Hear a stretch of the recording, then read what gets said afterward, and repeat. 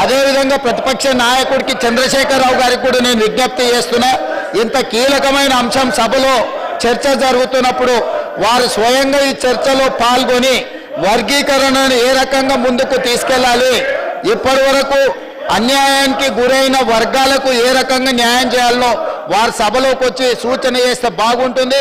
ఒకవేళ వారికి ఈ అంశం పట్ల పట్టి లేకపోతే వారి వారసులు ఎవరు మాట్లాడినా కూడా వర్గీకరణకు వారిని కూర్చోబెట్టి వారికి మైక్ ఇవ్వవలసిందిగా తమరికి విజ్ఞప్తి చేస్తున్నా అధ్యక్ష.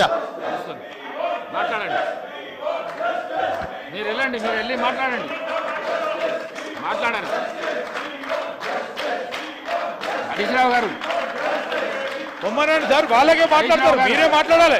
మాట్లాడడానికి అవకాశం ఇస్తున్నారు, మాట్లాడడానికి అవకాశం ఇస్తున్నారు. మాట్లాడమంటున్నావు కదా. లీడర్ ఆఫ్ ద హౌస్ స్పష్టంగా చెప్పడం జరిగింది, వారికి మాట్లాడటానికి వర్గీకరణకు సంబంధించి మాట్లాడమంటే కూడా మాట్లాడకుండా ఎట్లా అధ్యక్ష? మాట్లాడమంటే మాట్లాడరు. ఈరోజు వారు మాట్లాడమని చెప్తా ఉన్న సందర్భంలో ఎస్సీ వర్గీకరణ గురించి మాట్లాడు అంటే మాట్లాడతలేరు. ఏంది అధ్యక్ష? ఇప్పుడే ముఖ్యమంత్రి గారు చెప్పారు, వర్గీకరణకు సంబంధించి ఆ అంశంపై మాట్లాడమంటే ఎట్లా అధ్యక్ష? ఇస్తామంటున్నారు కదా, ఇస్తారు, ఇప్పుడు ఇస్తారు. స్పీకర్ సార్ ఇస్తారు, ఇప్పుడు ఇస్తారు. ప్రశాంత్ రెడ్డి గారు ఇప్పుడు ఇస్తారు. అన్నా శ్రీనివాస్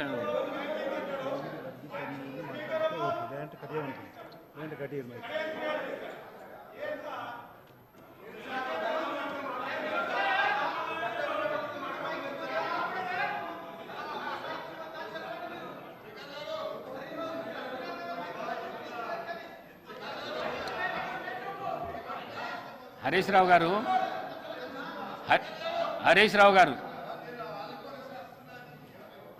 గారు ఏదైతే హరీశ్రావు గారు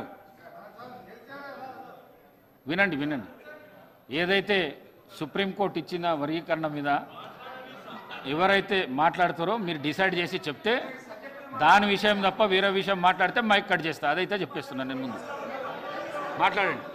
హరీశ్రావు గారు ఎవరు మాట్లాడతారో సూచించండి, మాట్లాడండి.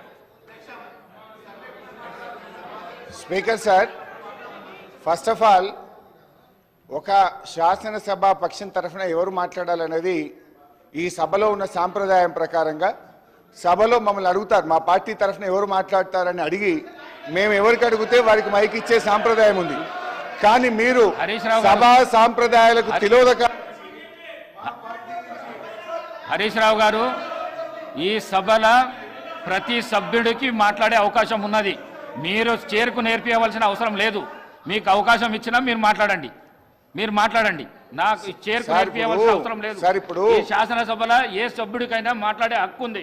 మీరు సీనియర్ శాసనసభ్యులు నాకు నేర్పించవలసిన అవసరం లేదు, చేరుకు నేర్పించవలసిన అవసరం లేదు. మీరు మాట్లాడండి. There is a procedure in this house. There are some rules in this house. ఎప్పుడు అందరి సభ్యులకు మాట్లాడే హక్కు ఉన్నా ఏదైనా ఒక అంశం మీద ప్రధాన ప్రతిపక్షం నుంచి ఎవరు మాట్లాడతారని అడిగి ఆ ప్రధాన ప్రతిపక్షం నుంచి పేరు తీసుకొని మాట్లాడించే సాంప్రదాయం ఈ సభలో ఉంది.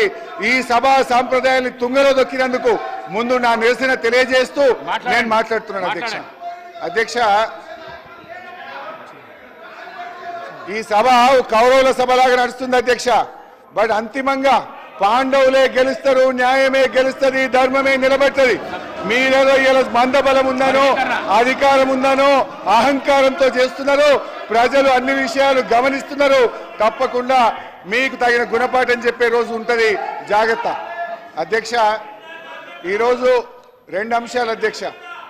ఎస్సీ వర్గీకరణ మీద భారత సర్వోన్నత న్యాయస్థానం ఇచ్చిన తీర్పును బీఆర్ఎస్ పార్టీ పక్షాన మా యొక్క హర్షాన్ని వ్యక్తం చేస్తూ ఉన్నాం, స్వాగతిస్తూ ఉన్నాం.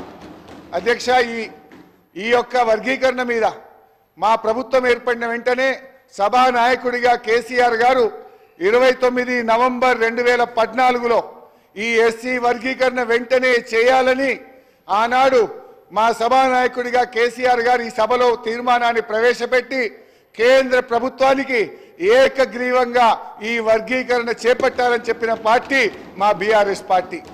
తీర్మానం చేయడమే కాదు అధ్యక్ష, ఎస్సీ వర్గీకరణను వెంటనే చేపట్టాలని ఆ తీర్మానం కాపీని స్వయంగా కేసీఆర్ గారే తీసుకొని ఆనాటి ఉప ముఖ్యమంత్రిగా ఉన్న నాయకులను, దళిత నాయకులందరినీ వెంట పెట్టుకొని వెళ్ళి ప్రధానమంత్రి గారిని స్వయంగా కలిసి దీని